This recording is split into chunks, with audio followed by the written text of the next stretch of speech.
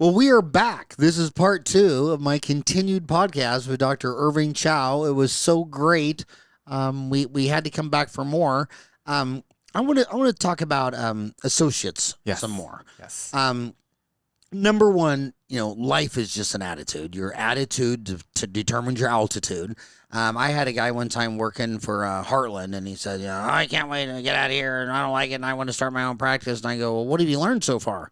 He goes, I don't like DSOs. I said, okay, well, Rick Workman's a really cool guy from as Midwest as you get. He's in Effingham, Illinois. I mean, it's the middle of effing nowhere. I mean, the tallest structure in the town is a crucifix. I kid you not. Oh, my goodness. I said, so that guy owns 1,000 offices and you didn't learn anything from him? So then they'll sit there and say, okay, so you work for Heartland for a year. Okay, well, what's the code for a cleaning? A bite wing. I mean, so basically your attitude is just you don't like it. You want to own your own practice, and you've learned nothing. I mean, first of all, Rick Worman, he's the first billionaire I know of in dentistry. I mean, he passed 1,000 offices, probably several. I mean, the guy has so many it's Corvettes. I think he has like 17 of them in his garage. I mean, and you didn't learn anything from that guy? Wow, that's a bad attitude. So I think, so there's two ways to look at it, the associate, from the associate's perspective and from the dentist's perspective. And I always get this question. Here's the question I've got for 20, 30 years on Dental Town. And not just me, they always post it, but it's always this. I want to go back. I was born in Parsons, Kansas. I'm going back to Parsons, and there's 2 offices, and one will pay 30% of collection, and the other one will pay 25% of production plus I have to pay half the lab bill. And they're looking at him like, I'm like, well, if life was a math equation, we wouldn't even, can't you just enter the question on the calculator? I said, what if Dr. A, they've both been working there 20 years. Dr. A has, the average staff member has been in his office 10 years. And the other one, the average staff member has been there a year. What if everybody that quit in this office became an alcoholic and and checked out of life? I mean, so that's so important. Yeah. So talk about that. I think as an associate, when you are trying to figure out which office you want to work for, that office culture is so important. I would encourage you to go around and just have a conversation with the business team, right?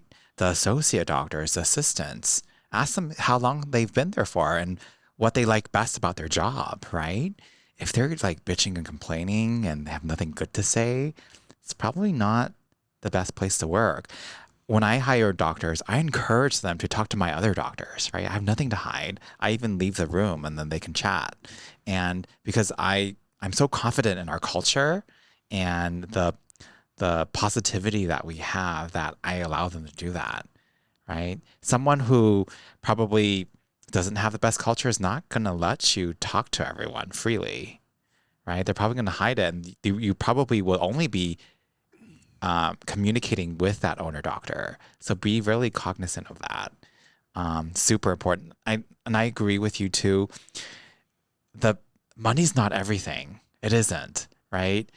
Typically, the offices that pay the highest, there's a reason for that, because they can't keep their doctors, right? They're going to lure you in with that big bonus, sign-on bonus, or a big percentage. But if the culture is negative and very punitive, then no one's going to last there, right? So another thing is this percentage, right? I can tell you, I don't pay the highest percentage. So I pay 25% of production, but I provide all my associates with an FDA. So they don't have to pack their own core. They don't have to deliver their own crowns. Sorry, you got to explain FDA. Oh, sorry. So an FDA, at least in California and Arizona, is an expanded function dental assistant. So they can very easily double your production with your doctor because they can place composites, they can cement crowns, they can pack cord, they can scan and design restorations. So that all doctor has to do is prep all day. They don't have to place. So you can easily see double the amount of patients if you have an EFTA. Do you know I almost didn't come to Arizona because of the EFTAs? Because I was from Wichita, Kansas, and I befriended all the dentists on the west side, and they, the population of Wichita never increased because every time a girl got pregnant, a guy left town, and but every year Creighton and UMKC would dump 25 more dentists in the city, and all the dentists would show me their income was going down. It was just a supply and demand graph. But what seduced me and why I wanted to stay there is because they all had expanded duty function dental assistants, EFTAs. Yes. And I mean, these dentists they'd work 4 rooms operative. They'd numb, go back, drill, and then the assistants would put on the rubber dam, put on the whole filling, and since they weren't in a hurry, they looked like they were inlays or onlay. I mean, it was just perfect work. And I thought, and they'd be on Dental Town. Like, I knew a lot of times over the years, I'd ask a dentist, I said, do you have an EFTA? Because you're on Dental Town a lot, and you have big numbers. And the EFTA is amazing. It's amazing. So what I tell my doctors is, like, I have an EFTA for you. Yeah, do you want to make 30% with the practice down the street that we're only going to produce like $3,000? Or do you want to work for me for 25% and produce $6,000, right?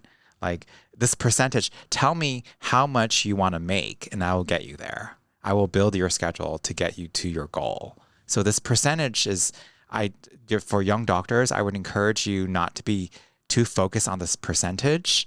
Focus on the potential and the culture of the practice and the mentorship that's going to be provided. That's even more important.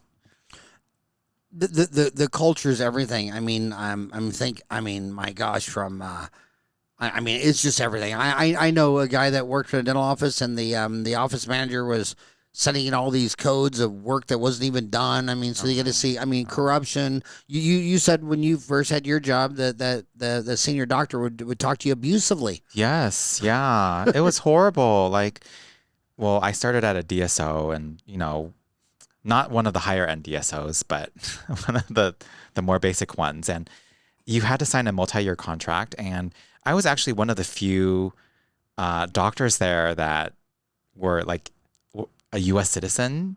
So they get most of their doctors are foreign doctors because no one else will work for them. And they sign a 5-year contract in exchange for a green card.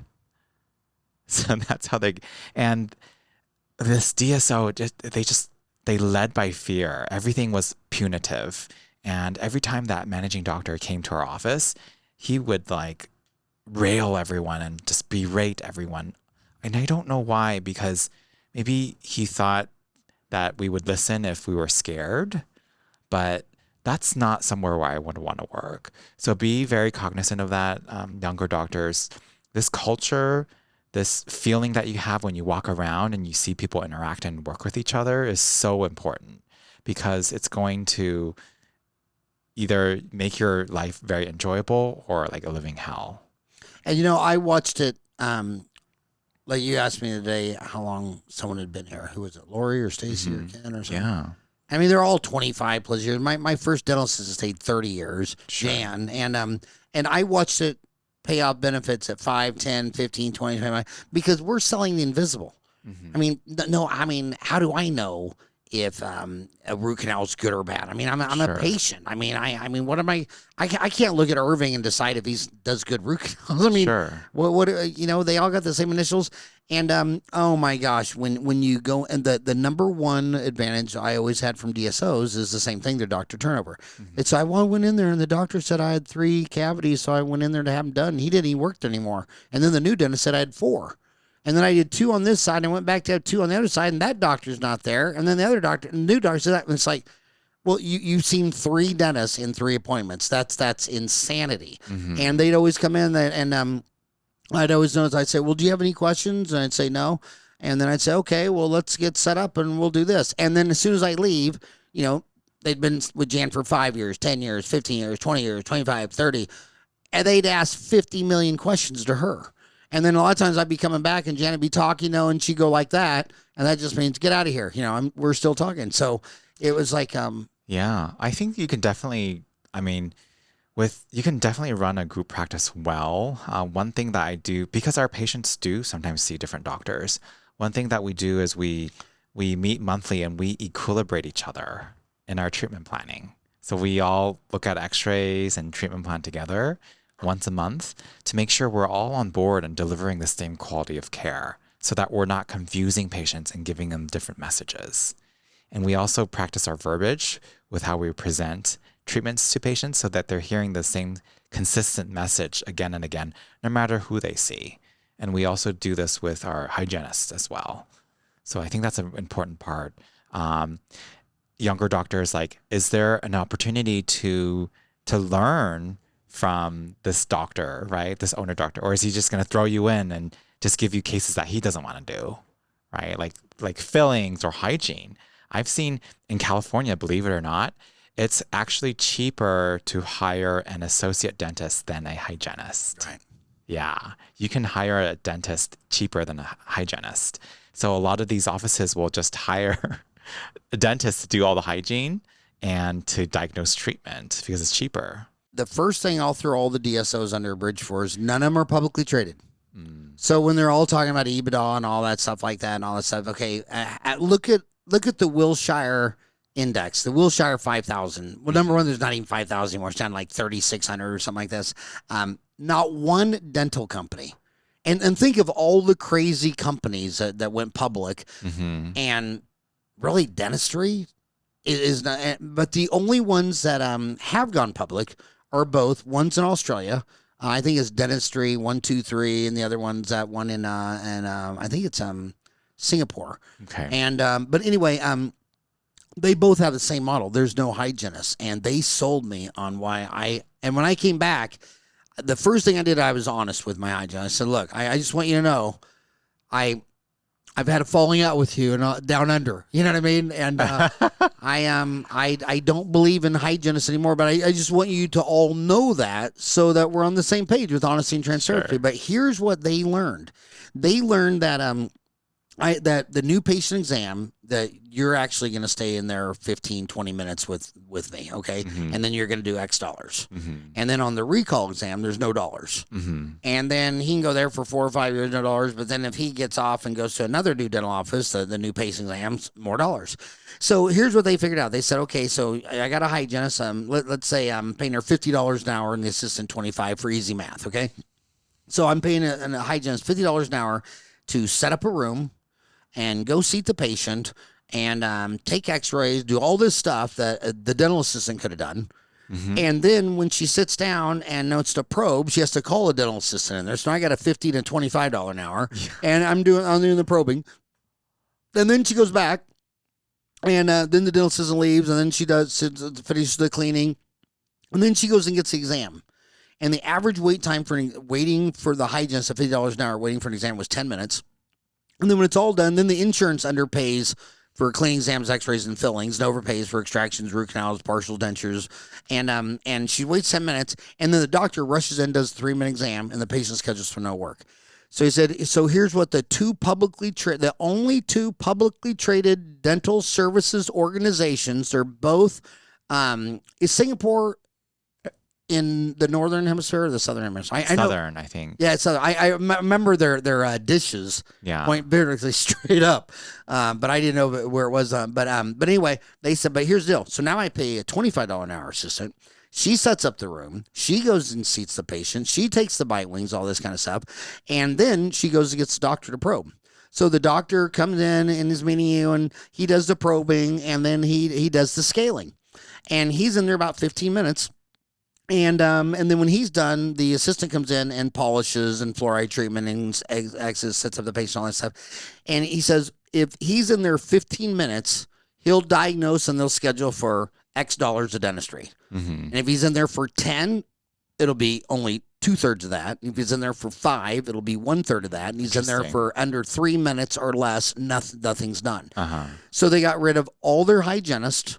And they're in the profit zone all day long. And he says, I'll have a dentist do 2 rooms of hygiene or whatever, and he'll diagnose $10,000 of dentistry, and same day dentistry is huge because impulsive buying is everything. Yes. And like when I go to any grocery store, I had no idea I was going to buy a Snickers bar until right when I checked out, and that's when the epiphany hit me. To get the Snickers bar, and but the bottom line is, yeah, I've seen the math too many times. And by the way, I want to say something.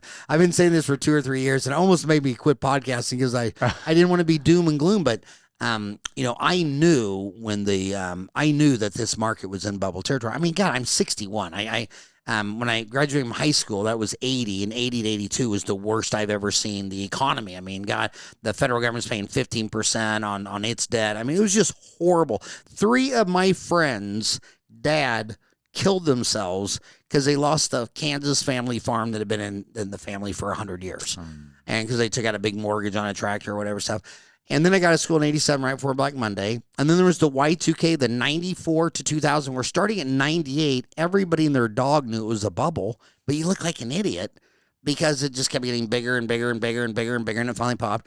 And then 2008 Lehman's, no one even saw it coming. But this is the most gargantuan bubble I've ever seen in my life. And interest rates have gone up 5%. Well, a lot of these DSOs are on all leverage money. Like one of the biggest DSO sales in the last 5 years was right here in Arizona, no names mentioned. And I looked into the deal, and it was an all cash. I mean, the person who bought it, not only borrowed all the money, they borrowed all the closing costs. No one has any skin. It's maximum leverage. And if this to get the Buffett indicator back down to just par, the stock market would have to drop almost in half, like 45%. Real estate, the dean of the Arizona State University School of Real Estate, who taught when I got my MBA there, says the same thing about Arizona real estate. To get back to mean, it's got to go down at least 41%. And so when these things contract, the highly leveraged people I think there's going to be a lot of dental offices for sale. I think some of these chains they're going to run out of money. Well, I think it's the midsize that the highest chance of going bankruptcy is going from the second to the third location. That's when you realize that, Superman can muscle one office. He can muscle 2. But at 3 offices, if your systems aren't there. So second to third's the highest bankruptcy deal. But there's so many DSOs at the 25 location mark that are just so leveraged out of their mind. But again, the only 2 publicly tradeds that are in the profit zone, which means they're expanding in profit dollars. That means at the end of the year, they don't have more debt. They actually have less debt and more offices, and both of them are about 100 locations. No hygienists, and I'm convinced that that you can't pay a hygienist $50 to $75 an hour to do a cleaning where the insurance is going to give you $75. Yeah. I mean, it just doesn't make sense. And if that dentist is in there doing the probing and the scaling, and plus your exam's better. I mean, if you have to measure all the gums and you have to scale all the teeth, it's probably a better exam. And if you're in there 15, it takes us 15 minutes. Say, hey, Irving, how you doing? How's the dog? How's the house? what's new in you? Have you fallen down ballroom dancing lately? Whatever. I mean, it's tough. I'm not for hygienists if you're looking in the profit zone. But here's another thing about work ethic. We'll go to Arizona dentists. They come out of school during the pandemic, and they said, well, due to the pandemic, I only got to do 1 pulpotomy, 1 chromostil crown. And then the fact that they want 3-day weekends, and I'm old school, and my dad, if I ever wanted to see my father, he was at Sonic. I mean, when I woke up, he was at work, and when I went to bed, he was still at work. And I had no problem with that. I always went down to Sonic's, and I wanted a free cheeseburger and onion rings to see my dad and all that kind of stuff. They'll say things like, they'll work 4 days a week, but they'll complain about their student loans. They'll complain about this. And then I show them all the ads in South Phoenix, West Phoenix to work at like a Medicare clinic, and they treat kids, and you'll do like 20 pulpotomies a day. And they go, yeah, but I'm not going to do that. I'm like, well, if you really wanted to learn pediatric dentist and you're just whining that you graduated from AT Still, $500,000 in debt, and only did 2 pulpotomies, you could do 20 pulpotomies in 1 day. And they just don't. And we talked about that in the last podcast, where they just don't have that drive to sit there and say, yeah, I'll pick up a part-time job at Saturday at a Medicaid pedo clinic to Yeah, to these learn younger phlebotomist. doctors, they are really protective of their time. And it's a double-edged sword, right? Because they're setting work-life balance boundaries, but yeah, I think a lot of them aren't willing to do the dirty work to learn. Talk more about the perspective of the associate dentist. Sure. So like this culture is very important. Now, I would ask, what is the onboarding process like with this owner doctor? Is he going to actually like spend time with you and mentor you and teach you and support you? Or is he just going to throw you in one of his, 20 operatories? Right. So our onboarding process, I just came back from California. Classroom role-playing training was 3 full weeks every day, Monday through Friday, with my new grad associates. So we did everything from treatment planning and diagnosing to 3 weeks. 3 weeks. No patient time. There were. So I also scheduled some patients for them where the treatment was completely free, knowing that they were going to be worked on by my new doctors. So it was like a hybrid. It would be like half of the day would be either hands-on on a typodont or on a patient, and then the other half would be classroom training. These young, so you really have to ask the owner doctor, like, what is the onboarding process like? So it was a lot of role playing, even just learning the dental software is super important, right? Learning the X-ray system that we have. And an interesting thing that I do is I start all my new associates as FDAs. So while I'm here in Arizona for the month of September, my 2 new grad associates are going to be FDAs for my existing associates. That way they can see the preps, how they should look, and they can be confident in their restorations. And then I don't let them prep until like a month later. So there's a whole process which I have found to be effective for me. Usually, by the month 3, they're like up and going, and they're major producers. Like they're producing over 100,000 per month on their own each month. You're an amazing man, Irving. I'm serious. I mean, you are an amazing man. I mean, 99% of dentists can't do that. I mean, I think I'm lucky enough where I have a group practice where I don't have to treat patients if I don't want. I'm only doing it to show and to teach, right?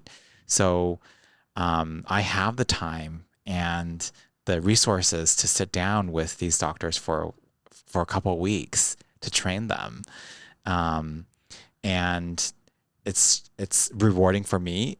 But I put in the time, and my doctors now make me money, right?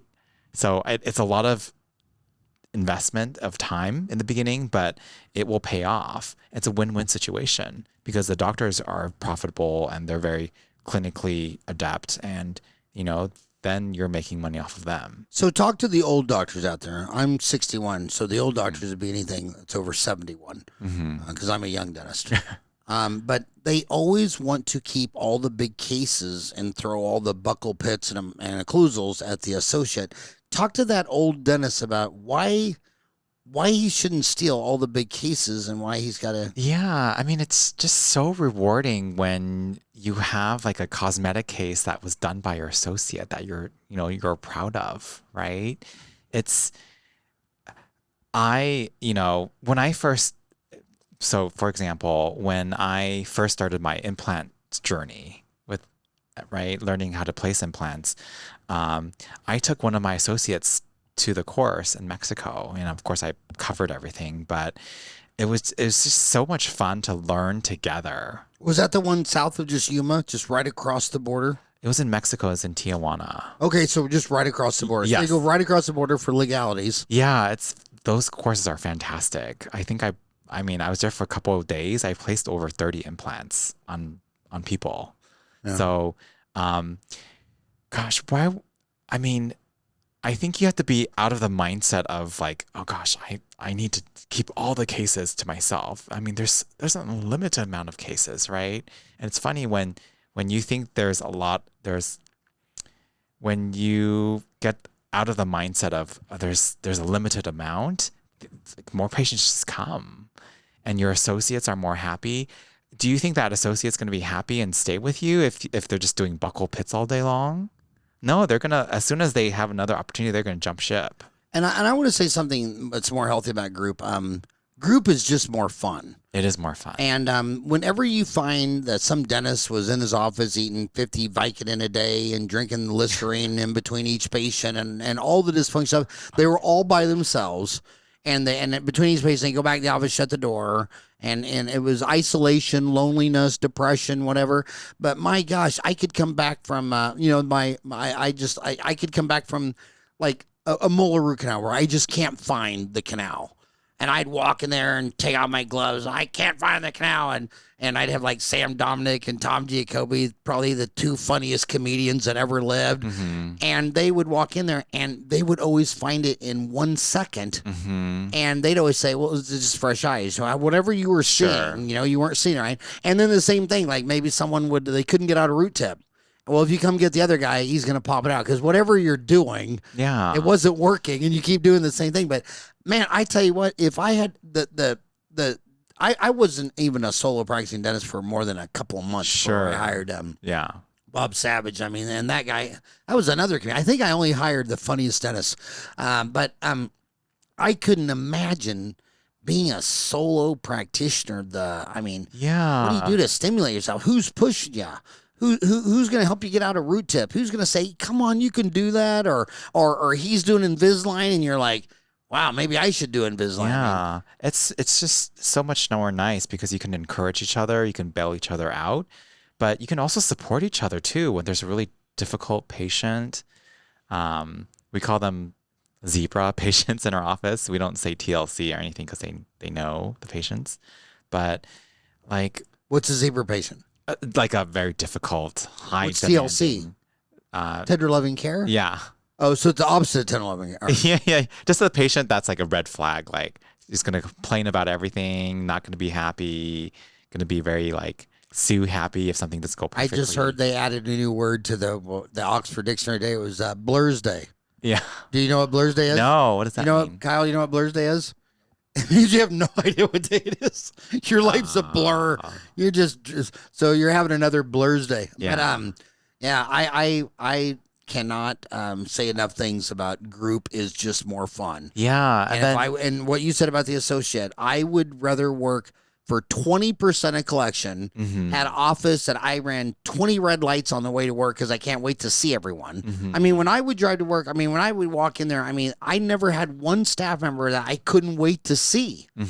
That's when you go and then now that I retired at the other end, it's so funny how you can go to lunch with someone that worked with you 10, 20, 30 years, and they'll sit there and say, my darkest hour when I worked for you, when I was going through the death of a loved one or a divorce or whatever stuff, they go, was just work, man. If I wouldn't have had, just to get all that out of the way and go work at a fun place with people I love and all stuff. And then when you go into consulting, every consultant tell you the same thing, that every office that's dysfunctional, they have like one or two toxic people and no one can pull the hammer, get rid of them. No one, That's super important. It just takes one bad person to destroy your culture.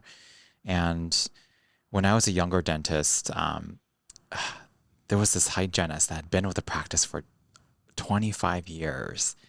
And everyone would just put up with her comments and her negativity because she's been there for so long. And it was to the point where like people were telling me that they didn't want to be around her or work with her. And it was such a hard decision to let her go because I was afraid of losing patients. She knew everyone like in town. But gosh, like when I let her go, like everything just lifted. People were laughing and smiling. And did I lose some patients? Probably. But when the culture shifted, we gained so much more patients back. I remember one time I was going to the break room and the doctors were back there. And then I noticed that usually you go back there if you're going to eat something or whatever, because, you got the doctor's office. And finally I said, what are you guys doing back here? And they go, oh, so-and-so, they went to Subway and then they got back, they cut through our office and we don't even want to deal with her. And I thought, man, when you got two doctors hiding from a hygienist, am I going to shoot her or are you going to shoot her? Yeah. Why is she working? We pay her money so that our doctors hide in the break room from her. I mean, someone get rid of that person. Bad. But it's a human behavior. Yeah. In a social animal, we all got to just get along, and it's difficult in HR. Another thing like I would encourage younger doctors to look for is, does this office invest in training, consulting, and technology, right? Or are they stagnant, right? So in our office, like once a quarter, we actually shut the whole office down and we have group trainings with Scheduling Institute, but it makes such a big difference. Just like role-playing these things or just like having an off-site training. It's just the staff get along really well. There's a lot of good team bonding and good morale building. And it's just so important, this training. Like offices that invest in consulting do so much better than offices that don't. And the technology, right? Is this doctor, still using things from like 1980s, or is there technology now in the office? And you know what? I'll say, the dentist, I mean, there are some cross the line behaviors, okay? Like, doc, if you're throwing instruments, you're dropping the F-bomb at your staff, I mean, dude, you need to see a therapist. Listen to Peter Algera talk about it, where he waited till 40. You have your own head in there. And then the other thing is the consultants. Every dentist I know that's in the 2 to 3 million, you say, well, did you ever use a consultant? It's what are your list of consultants? And the deal about consultants is dentistry is such a small market. You can't be a consultant in dentistry for 10, 20, 30 years without happy customers. And every one of these guys, like I think there's one guy, Jerome Smith in Lafayette, Louisiana. I think he's used every consultant. And he says, I've never given a consultant $1 where I didn't get $1.10 back at least. No, yeah. And some of them, I gave him $1 and I got $2, $3 back. And Jay Geyer, I mean, his customers, I mean, they worship the ground that guy walks on. Then every time I see anything negative about the Scheduling Institute or whatever, they've never been there, they've never done it, they have a struggling practice, and they just want to, I think they just want to badmouth anything that they're afraid it'll help them. It's fear of the unknown, it's whatever. But you're a big fan of Jay Geyer. Yeah, And so am I. Yeah, for every $1, so the first year, I mean, consulting is expensive. I think I paid over $100,000 a year in consulting, right? But I have seen, if anything, like when I started, like for example, the phone training, right? All of a sudden, like my new patient numbers like doubled, and then when I did the case presentation training, like case acceptance just went up. So it's not like the latest, greatest piece of technology, right? It's not as exciting, but I would say, at least double or 30, 40, 50% return. I mean, what better return can you get? You can't get that in the stock market, right? Where you double your return in a couple of years. So I'm a big fan of consulting. Yeah, now I'm going to hold your feet to the fire. I want some straight up yes and no answers. You're talking about return on investment, and you're totally outside the box thinking about, gosh, who spends 3 weeks with their new hire? Yeah. I mean, you really are an amazing guy. But my docs, if it's a bonding agent and it doesn't work, they'll try another one. They just want to know, the Townie Choice Awards are great for that because you can go see what hundreds of dentists voted for, and some of the stuff is not sexy, like a denture reline material. Yeah. I mean, who's going to go put 100 hours in figuring out a denture reline material? But when you get on Dental Town and find out that 2/3 of dentists like one brand, I'm pretty sure that'd be a good brand. But the high dollar stuff, the CADCAMs, the lasers, the CBCTs, return on investment or no? Do you have a CAD-CAM? Do you have a laser? Do you have a CBCT? What? We do all of it. We 3D print, we use lasers, we have CAD-CAM. I can't practice without it. Like, okay, let's talk about CAD-CAM. I wouldn't say it's any cheaper than using a lab, but what great culture and fun does it create, right? Assistants love it. Sometimes we'll even let the patient put their crown block in the machine. It's just an experience, right? To see that machine work in your office and to tell patients like, yeah, we have this technology that mills out your crown from a block of porcelain. How cool is that? And which brand did you get? Or I have Sirona. Sona? Yeah. And you recommend it? Absolutely. And if I spent $1 on a Sirona CAD-CAM, what would my... Okay, so in the beginning, I mean, it's going to be frustrating because it's probably going to break. Your brand new piece of Sirona, I think each set is like 150 grand for a scanner and a mill and an oven. And it's going to break in the beginning, but like it's just so much fun. And then the courses, Sirona is extraordinary in their training and courses. At the Spear Institute? At CDocs, at Spear. Yeah. Yeah. Which just got sold. Yes. Yeah. Yes. So the training is exceptional and With Samir? huh? Samir? Yes. Is he your buddy there? No, I've been to several of his courses. Is he the greatest guy or what? He is. He's funny. He's Yeah. an amazing man. So Okay, so now what about lasers? lasers. Okay. So we don't have like a hard tissue laser, but from what I'm hearing, like the only way to be really profitable in hygiene is for them to use that laser all day long. Laser bacterial reduction, laser root desensitization. You're not going to make money on those pro fees, but you will on lasers that are not a covered benefit. So I'm getting ready.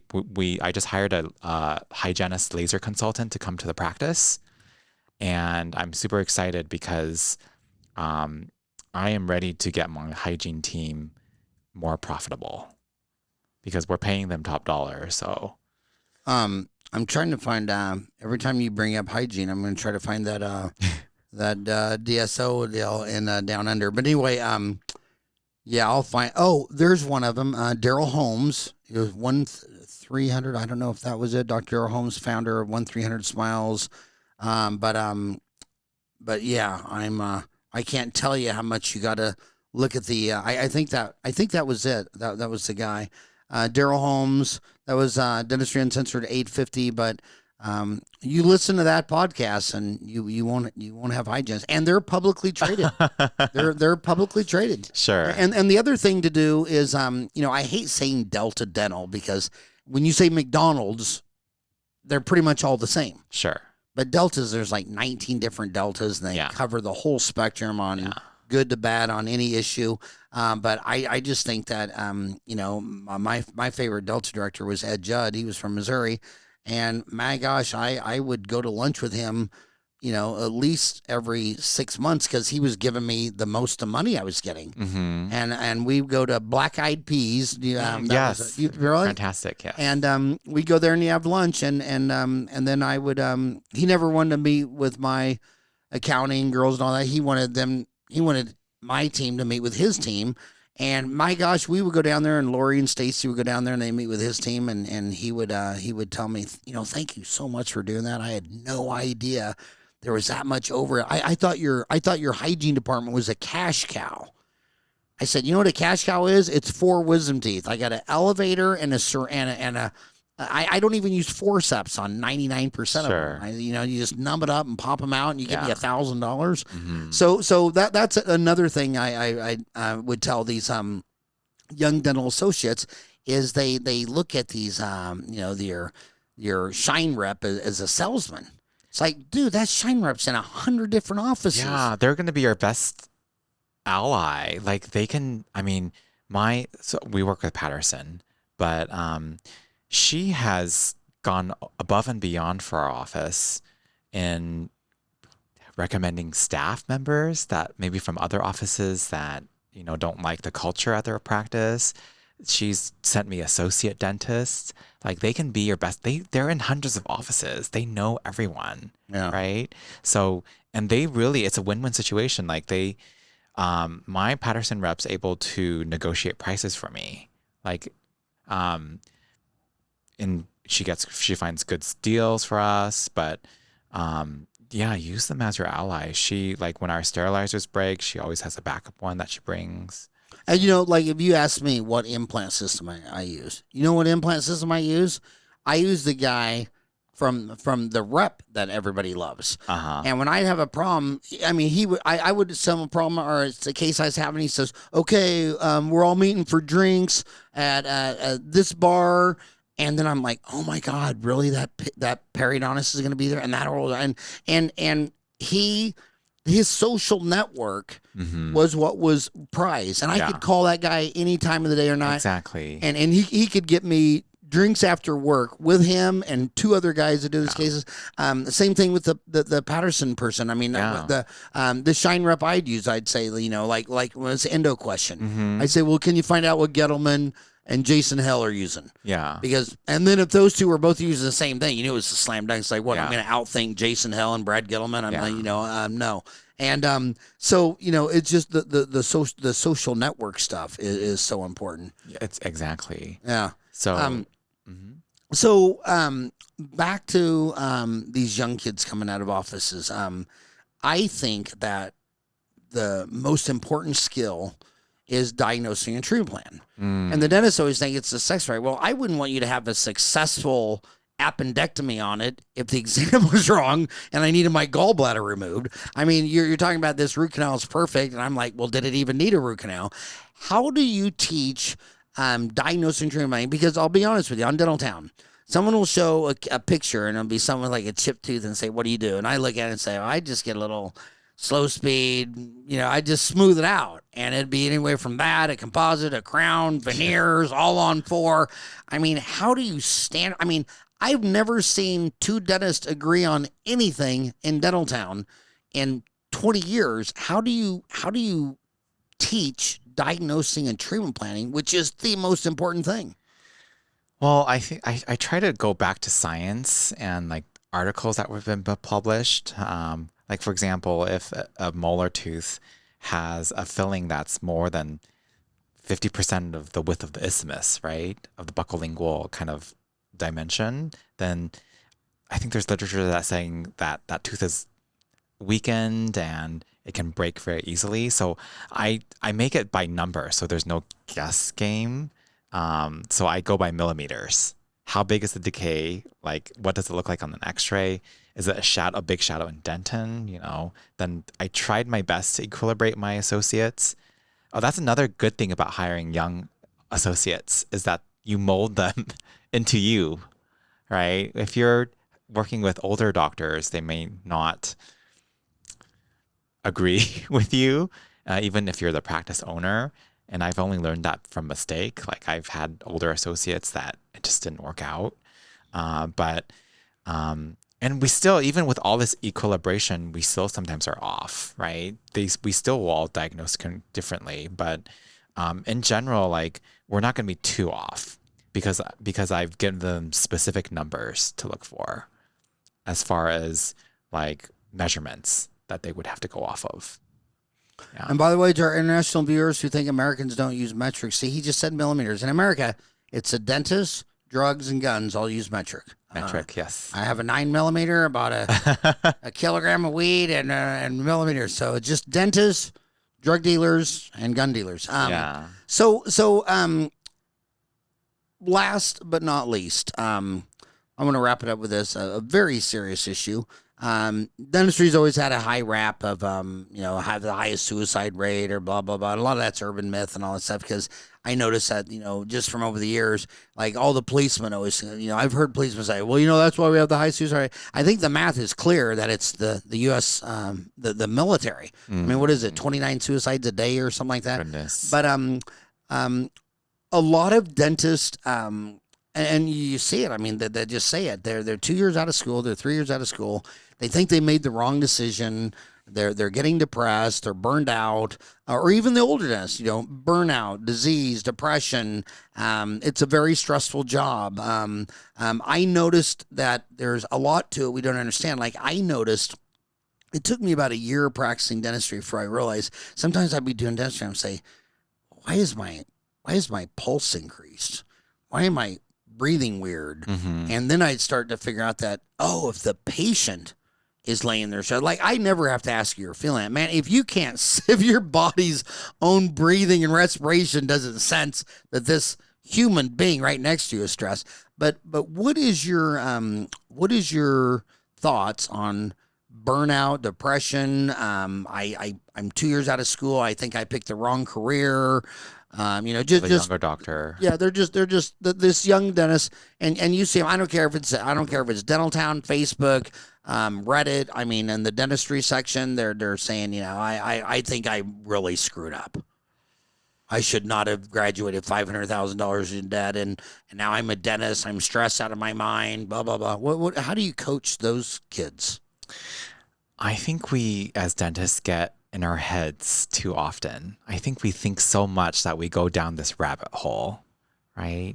I think at the end of the day, you try your best, you provide good patient care, and you have fun at work. It just magically ends up working well, and it's magically successful.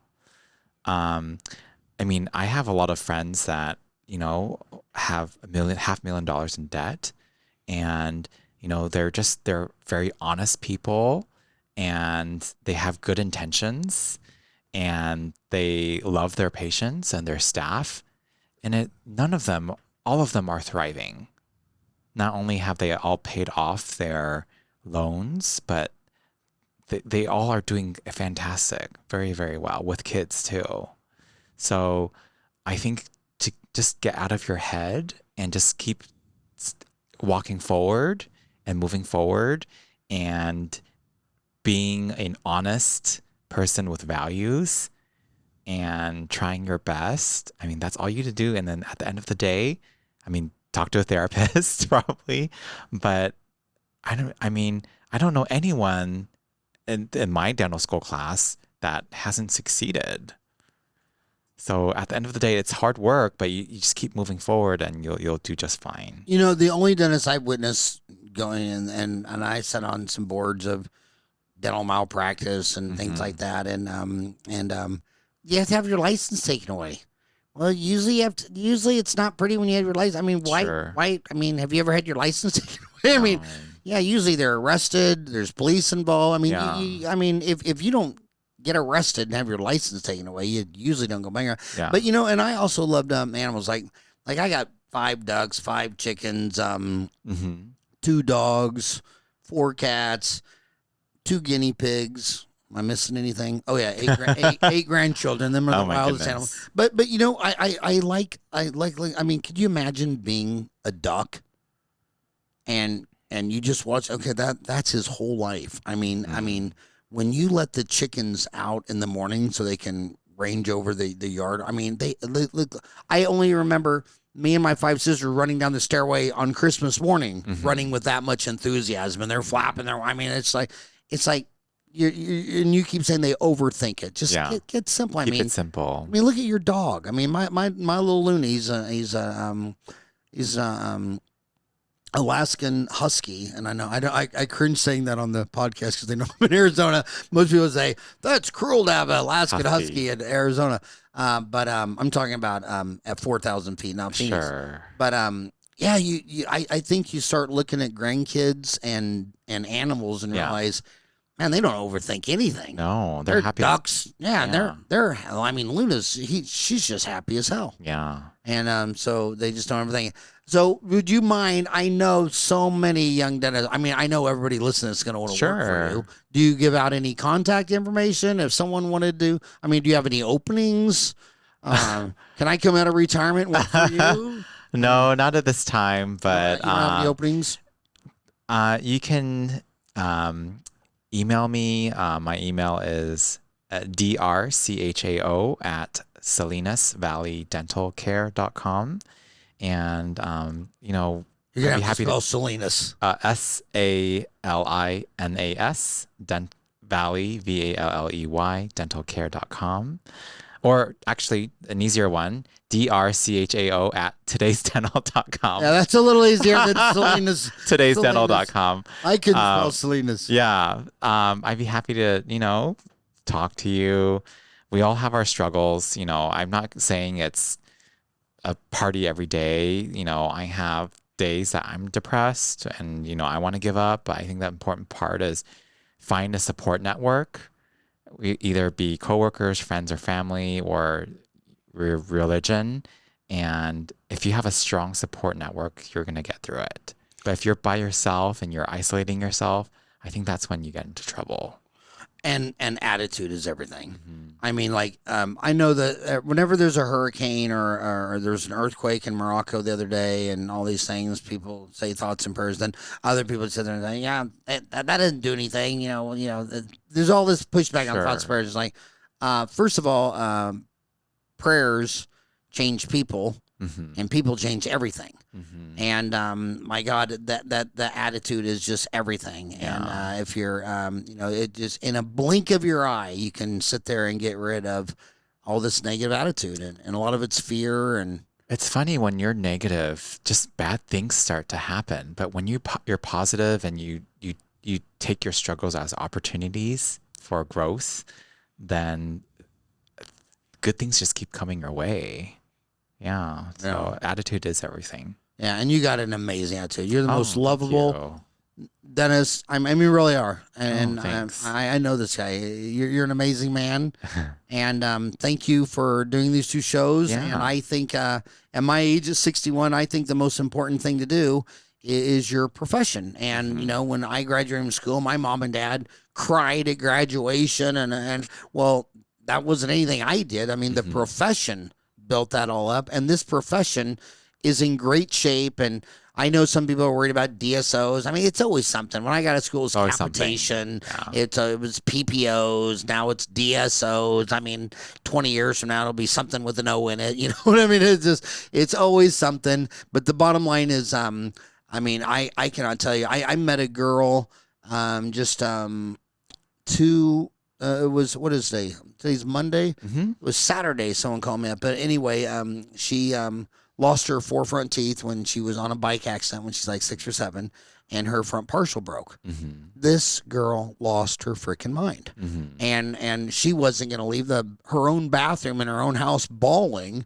And so she had somewhere to go. So I found a dentist, and I said, you're going to go. But anyway, I mean, God, it's your face, it's your teeth, it's your gums, it's your talking, it's your eating, your chewing. I mean, dentistry is a sacred, sovereign vocation. I don't even think it's a job. I think it's a vocation. Yeah, you have the ability to change lives. Yeah. And, there's always going to be things out there, always, DSOs, the next big thing. But at the end of the day, when you take good care of your patient,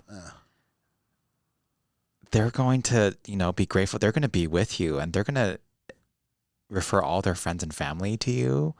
And, nothing's going to beat that. And let me tell you about attitude. There's always people betting against America. I mean, the greatest country that ever lives, where 4% of the people have 27% of the wealth. And right now you have this BRICS forming where they're going to start a new currency. Look at this. Okay, China. Zero transparency, and if you move out of the country, they kill you, and you can't move your money out. Another one is Argentina. In my lifetime, they're on their 6th default. Oh my gosh. I mean, the lineup is every crazy man known to man, and then their currency's got 9 countries who all hate each other. I mean, if you're going to bet against America, you're going to lose every time. If you're going to bet against dentistry, you're going to lose every time. And if you bet against yourself, you're going to lose every time. Don't bet against yourself, dentistry, or America, or you're just going to lose. Thank you so much for coming on, and it was an honor to podcast you. Awesome. Thank you, Howard.